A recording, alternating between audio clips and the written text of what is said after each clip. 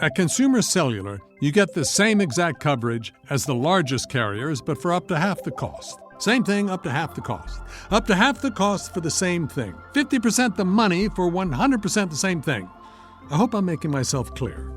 Consumer Cellular. When freedom calls, we're here to answer. Call us at 1-888-FREEDOM. Half the cost savings based on cost of Consumer Cellular single-line 5GB data plan with unlimited talk and text compared to lowest cost single-line postpaid unlimited talk, text, and data plan offered by T-Mobile and Verizon May 2023. I had no doubt that mermaids were real, that elementals existed, and that I was connecting with them, at least on some level. But it floored me that they could incarnate or that they could connect to a physical body and that they would go so far to connect with someone. I thought of myself as a human then. I am in a human body. I'm having a human experience. It was really touching and just awe-inspiring. It's Wendy's Coffee House. My guest is Elle Swann. How to become a mermaid, embodying the elemental energy of water. Okay, this is unique, dynamic, and fascinating because all of this is about water. And right now, especially global warming, the water element is crucial. And you have done an incredible job of pulling this information together. I just wanted to say thank you because it's a whole different way of looking at water, elementals, the metaphysics behind consciousness in terms of connecting with the mer people, which people, this is one of a kind. How's that? Oh, thank you so much. That's beautiful. So as a kid, you're in the bathtub trying to connect with merfolk. Your parents are kind of not indifferent, okay? And you're saying, well, fine, I'll do this myself. So how did this get started? Yeah, so I came out of a very conservative household, think fundamentalist Christianity. I'm not coming up against any religion here, but my parents in particular were very rigid in their belief system. There was my way or the highway thinking, very patriarchal. And I just found that I didn't fit into that well at all. I didn't believe in hell like they believed in, at least as a physical place. I didn't believe in the Christian pantheon in quite the same way that they did. But I found myself connecting to spirit in a way that didn't really resonate with, the patriarchal God complex that often comes with fundamentalism. So I felt connected to something, and it was big and it was beautiful, but it felt so safe and nurturing. So I think half the time I just crashed my way through it. I didn't have a guidebook. I didn't have access to spiritual books outside of the Bible or, traditional texts. So I just naturally would sit in the bathtub, but I would feel a connection to something so much more. And over time, I discovered my clairaudience and clairsentience, which means that I could hear things from the mermaid realm. I could feel them, and sometimes they would just pop into my head, and I knew it wasn't me. These were things that were coming to me and speaking to me and nurturing me in their own way. So it was very organic, a little awkward at times, and I didn't even fully understand it at first. But over time, even though I might not have at first called them mermaids, I knew that beings from other realms existed and that they wanted to make their presence known to me. So that was when I was really little. I hadn't fully realized the spiritual implications or the global implications of mermaids or, ecology or eco-consciousness, but it was starting to come through. So those were the early years. But see, that's what's so, I think, fascinating about it, because you're doing this yourself. And so it's an intuition thing. You're drawn, you're compelled, you're energized and activated, and you're following your own insight. And so to me, that says that this is where you belong. And I like the way you say, I'm a mermaid, this is my story, on your website. Yeah, I was just like, you know what, how can I be crystalline clear about what the mission is here? I was like, okay, now proceed. The way you talk about the fish when you're connecting with your fish, and this is the telepathic connection that we have with all life. And could you fill us in on how this works for you? When I was a kid, I did have fish. I wasn't connecting to them in the same way that I did when I was older. The mer person incarnating, or connecting to a fish body, that came more when I was in college. But I'd grown up with fish. I felt deeply connected to them.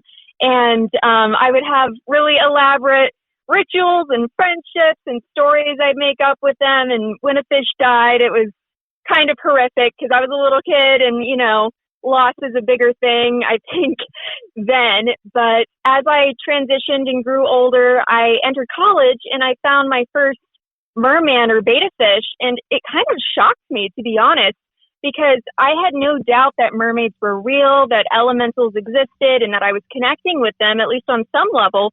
But it floored me that they could incarnate or that they could connect to a physical body and that they would go so far to connect with someone. I thought of myself as a human then. I am in a human body. I'm having a human experience. It was really touching and just awe-inspiring. So that prompted a whole new leg of research. I had no idea that beings could incarnate in that way. My only reference for that would maybe be like a starseed, someone from a different planet or a lifetime incarnating in a human body. But it just didn't dawn on me that mermaids and mermen could do the same thing. So it was really special. It was just incredible to meet him for the first time and to really see, hey, we are actively physically connecting with you. We have a physical purpose on planet Earth, and we're going to be here to, hold your hand in a way and help you do what you need to do.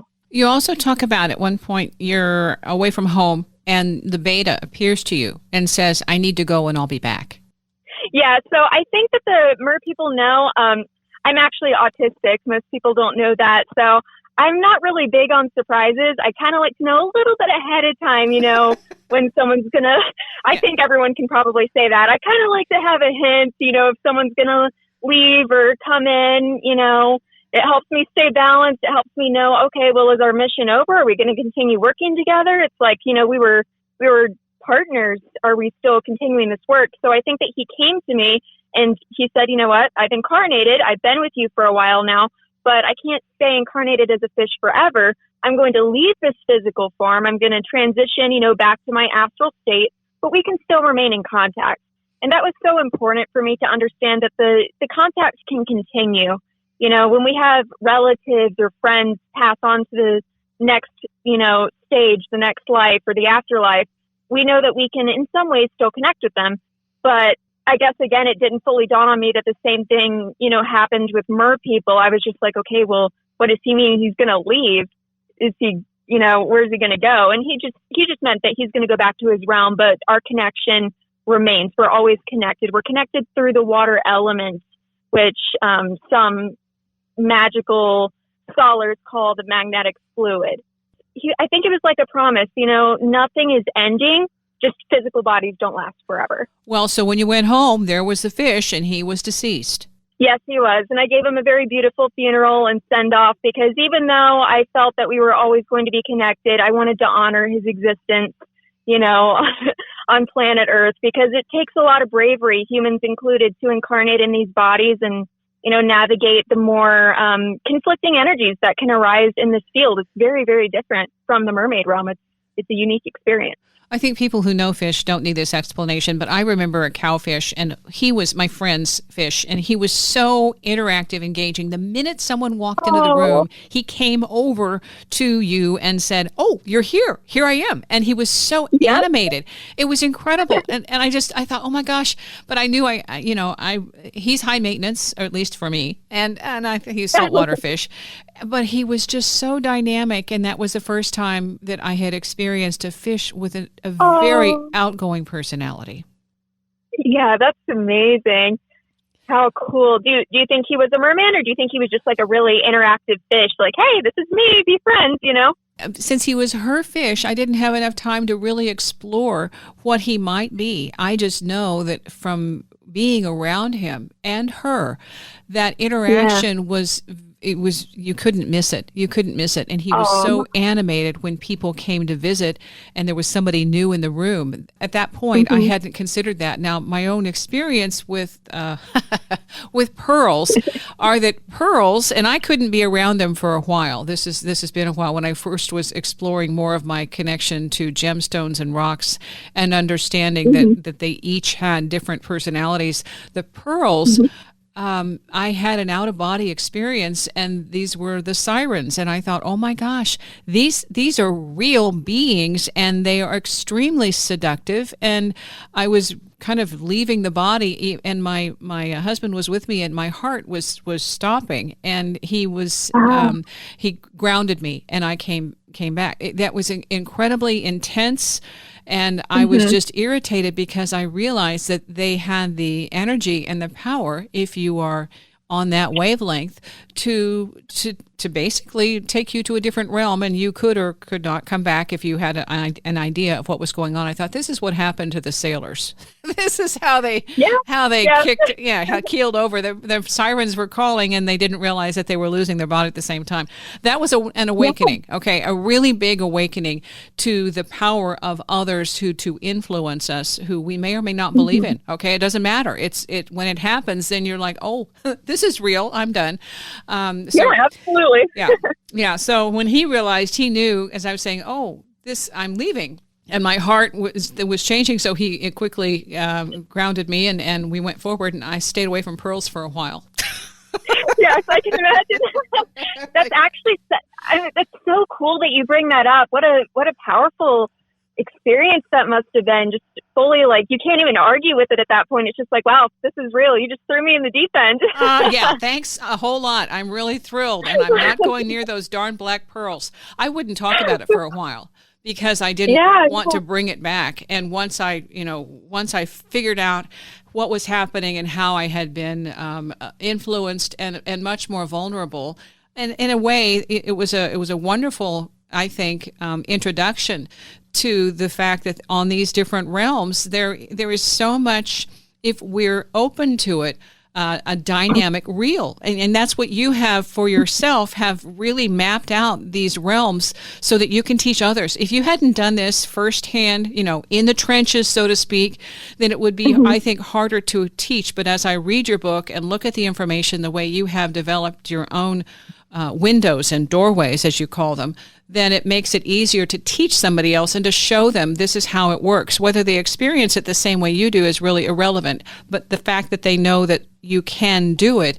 I think, is helpful. Yeah, for sure. It always helps to ground things in a physical way. This is how I meditate. This is how I connected with fish. And it's so cool to hear that people like you have also just naturally unfolded to this and already experienced it. And I mean, it gave me the courage to write about this, because I met other mermaids who had such deep connections with fish when, in college, I just thought I was super weird. Because most people, when they have deep connections, it's like with dogs, or they're obsessed with wolves, which are super, super cool. But fish, that's a little unusual. It's a little bit different, because fish are in tanks and they don't make the same facial expressions, that other pets do. So it's a different kind of connection.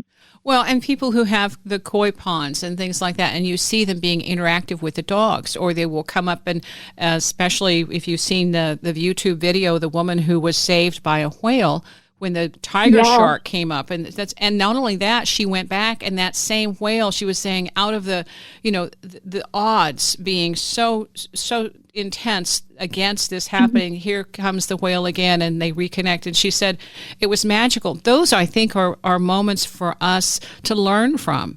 With this, then you started developing relationships with specific elementals, and you said the merfolk. So how does that work for you?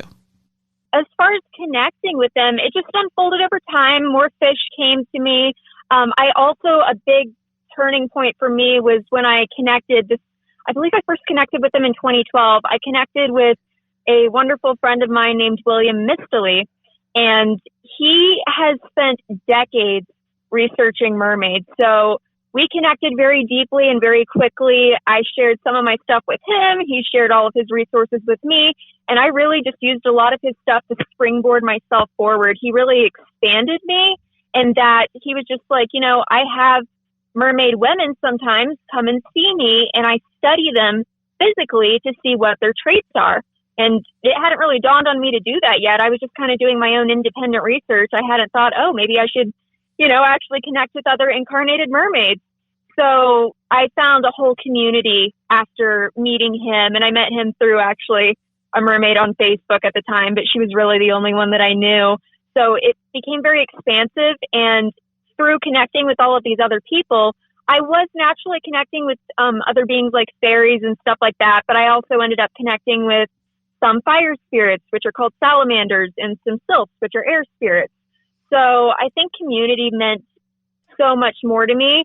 Independent research was vital. It was my foundation, like you said. It gave me a unique spin on connecting with the mermaid realm, instead of just connecting to it through some vague mythology through a book. But connecting with the community just gave me so much more than I already had, and I was able to utilize the research of others to connect even more deeply. And then the last thing I would say that really helped me was discovering the Czech magician named Franz Bardone. And he basically did a lot of research on elementals, but the thing that I found to be most useful in his work were his mind prepping meditations. So he wrote some books. One is about the Kabbalah, which is basically like calling cards for different elementals and ways to connect with them. But I really started with his basic meditations, and it's about quieting your mind and becoming a mirror and letting what shows up show up. It's learning to think without thoughts. It sounds really funny because it's a paradox, but it's stepping into a state of allowance for deeper connection. And this really paves the way for me to connect with mermaids like Isabel, who's very, she's the queen of stillness, and she's like this moon goddess. She's so peaceful, like a lake without ripples, and you can fully see who you are and what is just by being in her presence. All of those things together really cultivated my experience. In your book, you have some poetry that expresses her. I think that's beautiful. It's funny. I have my book open in front of me. I'm flipped open to that exact page. How convenient. Okay, so all right. That means you get to share. So let's hear it. Okay. So Isabel came to me, and this is what she said one day. She says, "Does an iceberg need to breathe? Does the moon have a heartbeat? The moon does not lose her grace when the sun no longer shines on her face. She does not wait for the next day or have a thought to anticipate. Is there a plan in the ocean spray or desire in volcanic lakes? Be still. I am suspended between the inhale and the exhale, between the ebb and the flow. This is a place where you can be so clear that pain and even thoughts disappear. When you place your hand upon my face, you will feel the oceans of the earth as one wave. This is a gift from the sea and the foundation of all peacemaking. The biggest problem faced by man is to see dreams as whimsical things rather than states of being. There are dreams inside of me so sweet that they end all separation and heal every being.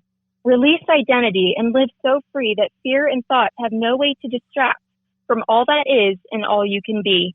Now is the key. In your dreams, become the answer you ask for. Eclipsed in your mind is a great enigma. Your dreams are the lifeboats for your earthly expeditions. Stillness is the seaport for your thoughts craving repose. My love will ferry you across the expanse.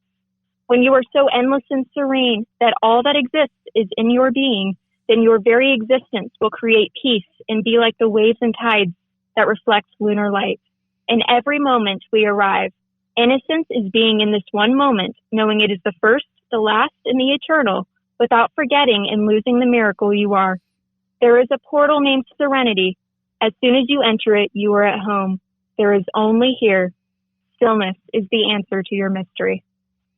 See, I think that's fantastic. It's a beautiful way of saying that dreams are an entry point to another realm. Mm-hmm. You get a wonderful, I think, conversation with the elementals, the merfolk that you connect to, and with your own higher source. I want to continue that here in the next break. We have to take a break. I do want to say the book is available, How to Become a Mermaid, Embodying the Elemental Energy of Water by Elle Swann. And this is Amazon, wherever you want to go, or the website. Your story is on the website. I want to go into that as well. I love the pictures you put on the website, you by the ocean. How to Become a Mermaid, and it's the SedonaMermaid.com. Again, the SedonaMermaid.com. All right, so next when we go into this, I want to find out about your fish and Calypso, John Denver. All right? Okay. Sure thing. Okay, so stick around. Elle, the Mermaid, Wendy's Coffee House. when I'm connecting with fish and things like that, I love to use music, which, is the universal language, to connect with them because they love it, I love it. And it's like you can translate these codes in a way that you just can't express through words. Wendy's Coffee House, my guest is Elle. And Elle is a mermaid. And I think this is fantastic. TheSedonaMermaid.com and the book, How to Become a Mermaid, Embodying the Elemental Energy of Water. All right. Calypso and John Denver. One of your fish had a favorite song. I love this story. So, John Denver? Yes, it was so cute. So I used to have an Oranda fish, which is like a fancy goldfish. And she would get so crazy excited and over-friendly when I would either play the song, on my iPod or something, or just when I would pluck it out on, I don't know, a ukulele. I have a mandolin too. I kind of just, plink, plank, plunk around.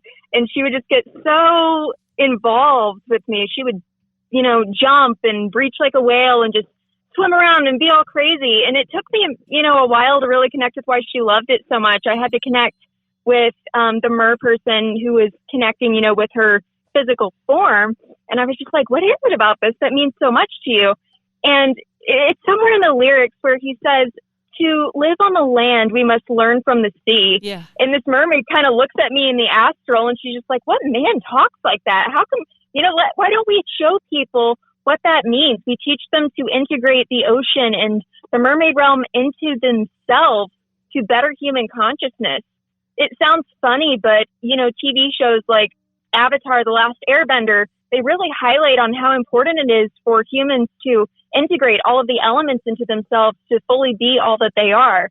So I think the mermaids are just kind of lending a hand and saying, hey, this is our piece of it, and this is why we love it. And I really felt like I got involved in her excitement, and it just, it pushed me forward to integrate the mermaid story. And it wasn't very long after that I sat down and wrote this book.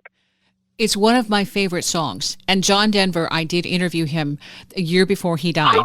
And oh my goodness. Yeah. Wow. Yeah. It was he invited me to his concert. I didn't want to go. I wanted to remember him as I did in my memory with all the the imagination that you have about people who are superstars or beyond your reach. I wanted to keep that. Mm-hmm. And here though is when you were talking, here's the okay, that's a ukulele. Occasionally, I love it. Yeah, when I walked into my studio, and I don't know how to play it, all right? I got it because I wanted to at least learn and possibly learn You Are My Sunshine, okay? I have the sheet music. I have all that. But the funny thing is, when I walk in here, there was one time specifically I walked in, it played itself. It was like, and I'm like, whoa, hey. So I know there's somebody here to help me if I would ever get them. Go beyond, get off the mark with it. But I thought, oh, cool. You have that musical element and that instrument. We connect on vibration and frequency. And so that's what this water element is also trying to remind us. And when you talk about doing meditations and offering, that kind of energy, it's part of that's how we connect. So if you would explain more of your own connections and what this means, and beyond that, the Kraken. Okay, I don't want to overlook the Kraken because Krakens are really important. Yes, we can totally get into the Krakens. Those are so cool. Okay. As far as vibrational connection, yes, absolutely. Everything is fundamentally a vibration, and I think that actually does kind of segue into the Krakens and other elementals as far as how they appear to us in their forms, because really mermaids and, water elementals can appear to us however they want, but they pick a vibration that makes sense to us. We're not going to look at some really strange looking starseedy thing and recognize, oh, that's a mermaid, that's the water element.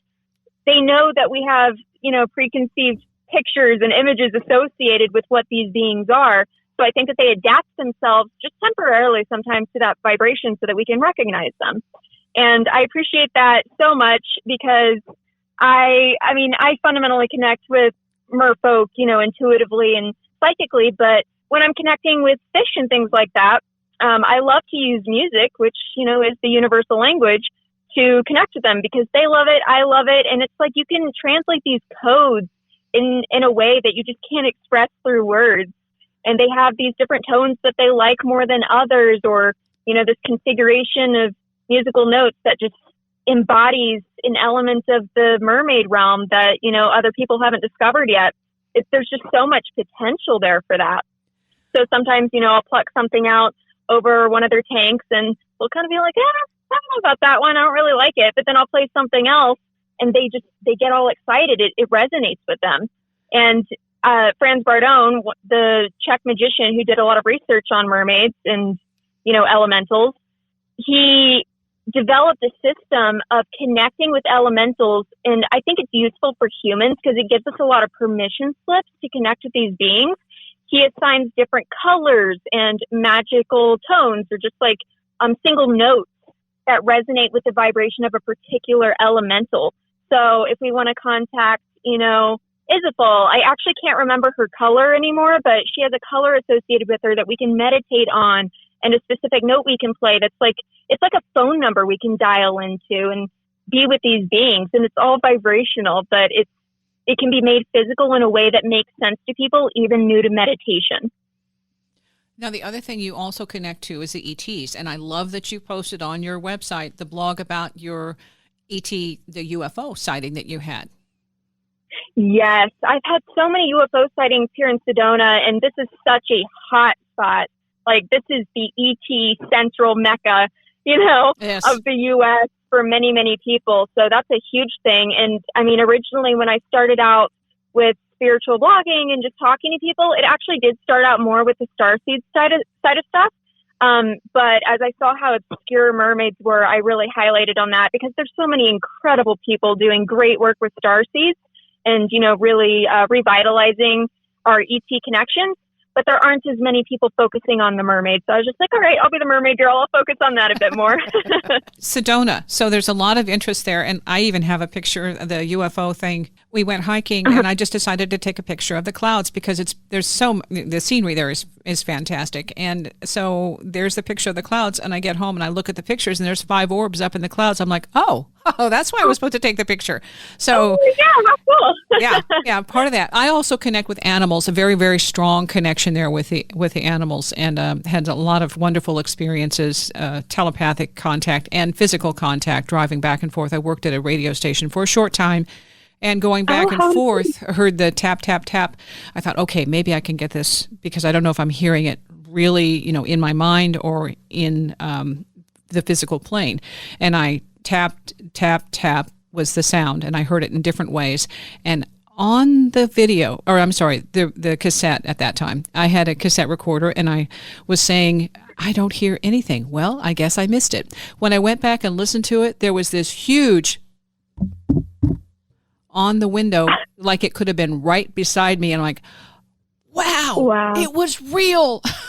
It's here. That's yes. amazing. Well, you know that. And at the same time, how do you prove it? And even then, people, well, you've made that happen. Yeah, that's fine. It also took me in one morning around a puddle that if I had hit it when I went to the station and did the news, there were accidents because the guides told me drive around it, don't drive through the water. And so I didn't. It was raining, and there was a puddle along just inside the cliff between Village of Oak Creek and Sedona. And so I drove around it, and when I got to work, that was where the accident was because it had washed out the road. You couldn't see it. Thank you, yeah. Thank you. There's a very, very, very strong telepathic connection in Sedona. So I love that space. I love that you're there because it gives you the ability to focus and connect and tune in and then share. That's the whole beauty of it, sharing. Yeah. It's such a powerful vortex here. It's like constant, text messages that show up intuitively, or psychically. They're constantly pinging at you. So you just got to kind of pick, what do I tune into now? What are my interests? What are my passions? Because there's always something dialing in. It's so easy and natural here. It's a one-of-a-kind place, and it's really the place that feels most at home to me on planet Earth, which is super weird because, I study mermaids and I have, a mermaid aura energy and things like that. So it's like most people are asking me, why don't you live next to the ocean? And I did for many years. I did grow up, for my first 12, 13 years, 3 miles from the ocean front at Virginia Beach. But what the mermaids have told me is that, number one, I really do connect with my starseed self here. This is very, very starseedy in Sedona. But mermaids are wherever water is. So when it's raining, when you're next to a lake or a stream or a creek, it's really no different than being next to the ocean. it is a different vibration, but you're no less able to connect with the mermaid realm. And, our bodies are mostly made of water, so we always have access to the water element in some way. So I don't ever really feel deprived. I do go out to the coast, sometimes in LA and California and, really connect with that side of things. But I don't ever feel like I'm missing something here. And I did not expect that before I moved. It's been quite the surprise. Yeah, especially, you are in the hot spot in so many different ways. The thing about being in Sedona is that you also are connected with other people who are working these same kinds of programs. So there's a community and a feeling of congruence where you don't always have that in other places. So I think that's giving you, a lot of support where you are being reaffirmed and validated for what you're doing. Absolutely. Because, there's such a big difference from where I grew up. No matter what, our connection will always remain with the mermaid realm, but it is so different, what you crave and what you tune into when you're in, more of a mainstream city. And I'm not here to demonize that. There are really cool things in a city, but it's completely different when you're spiritually integrating, and that's really your core focus, in life. And you actually get to be in a place that facilitates that. It's so welcoming, and I feel so fortunate to be able to be privy to that experience. Okay, now you read a lot. A lot. Yeah. As in a lot. Yeah, I'm a self-professed nerd. Okay. All right. So what's your favorite when you're going for something to read? What do you gravitate? Now I saw the D&D thing. I'm like, oh my gosh. Yes. I'm a big D&D nerd, and I almost always play an elf because I'm inspired by, J.R.R. Tolkien's view of the elves, where he says that they woke up the trees and taught them to speak. I feel so much resonance with that, and I love the way he talks in the Silmarillion, the book that precedes The Lord of the Rings. I love how he talks about how the elves feel so deeply connected to water, and the kind of like the elvish merman. I think you pronounce his name like Manwë or something like that. It's so beautiful. So typically, I will reach for a fantasy or a sci-fi book. Okay. Something like that. If I'm reading fiction, that's what I go for. If I'm not reading fiction, it's usually something like psychology or, of course, spirituality, something kind of in that realm. Well, when you talk about being autistic, I think there's still that thing of, well, what does that mean? Does it mean obsessive compulsive? Does it mean I can't focus? Does it mean I focus on way too many things all at once? I just think it means you're driven. Yeah, it could mean a lot of different things. Autism is actually just a really big spectrum. And there's different levels of autism. Unfortunately, in the past, people did attribute degrees of functionality to it. Like, some people are more functional, some are less.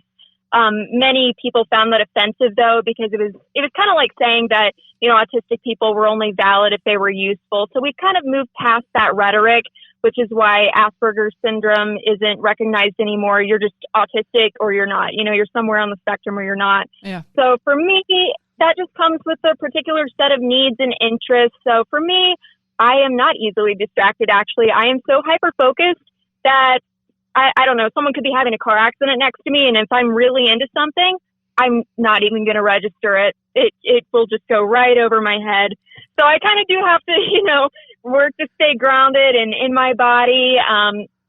With autism, it also means that you have limitations on the type of stimulation that you receive. So we can get overstimulated by a lot of loud noises or crowds or things like that. But I think that in some ways we do have that in common with a lot of, sensitive people, even if they aren't on the spectrum. So we seek out, high vibrational and good feeling things. We love good sensory material. We love to feel, relaxed and in our bodies and supported. But I can't really fully define autism because it's so many different things. It's so many different faces and personalities. It doesn't automatically mean that you're OCD. It doesn't even automatically mean that you have ADHD. It's just a really unique vibrational experience. And I think it's cool that a lot of starseeds have said that autism is kind of like the new human because we connect much more intuitively rather than relying on people's faces and expressions to communicate.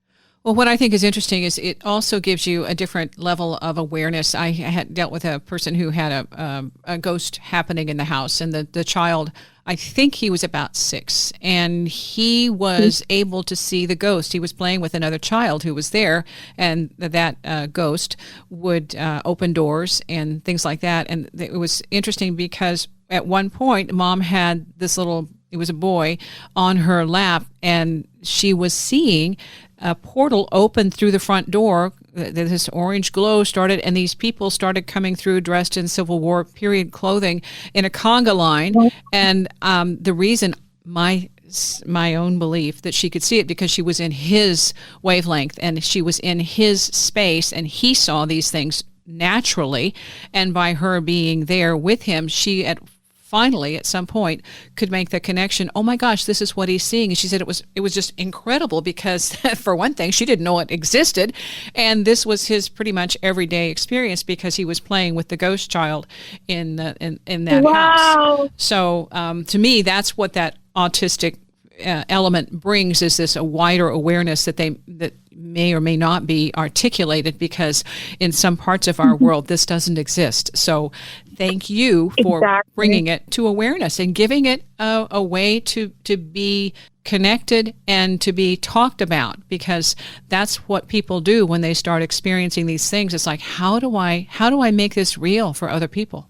For sure. Yeah. Thank you so much for recognizing that. It feels really good to be validated as an autistic person. And I know that many autistic people, maybe even listening to this podcast, will feel the same. That's really, really wonderful to feel accepted and cared for, by the community. So that's so kind. Thank you. Well, I think it's so fun too that your name with Elle Swann, that's the name that it kind of says, okay, this is your template. This is what you were born into. Now find your way and go for it. Exactly. It's like, hey, here's the code for you. Now you just got to decipher it and live it out. And you also have in the introduction to your book, your friend, William, and is it Mistley? Mistley, yes. And he says he's going to do a documentary about you. Yes, he says that he wants to do a documentary about my past experiences. He's done a lot of work with other mermaids as well, just speaking about our unique perspective of the world and things like that. I think he is, I don't want to put words in his mouth, but I think he is going to highlight more on the human side of the experience. So coming out of the darkness, into the light, because I didn't have the easiest childhood. So I think he's going to integrate that as well. But it's supposed to be like a hopeful message and something that also furthers mermaid research. Is it necessary if you're a mer person to have a tail? No, it is not necessary. It's really cool. I'm totally, there for it. I'm a big proponent of mermaid tails. They're so much fun. But no, of course not, because I really sat and I thought, what does it take to be a mermaid? And to tell people that they have to have a tail is, it's really rooted in privilege and money, and not everyone has that. And we can make our own mermaid tails, but, even people with physical limitations can't swim with them. So the mermaids were very clear when I was writing this book that anyone can be a mermaid. It doesn't matter about their, physical abilities, their financial status, anything like that. It all truly originates on the inside, and everything else, like the tails and the swimming, it's so fun, but it's just a bonus. When you're meditating, you actually referred, and I checked it out, the music that you meditate, and I think Miracles was the song. And that's beautiful. Yeah, and people I was reading in the YouTube comments like, oh, this takes me back. This is so wonderful. Yeah, okay. So that song, what speaks to you? I love that because it speaks to me, like I said, coming out of fundamentalist Christianity. This does not apply to everyone. Christianity and religion has expanded even so much since the 90s, when I was a little kid. But back then, for my particular family, there was no sense of eco-consciousness because the belief system then was that God is going to create a new heaven or earth anyway. So in the book of Revelation, it says that this earth will eventually be destroyed. God will create a new one, that type of thing.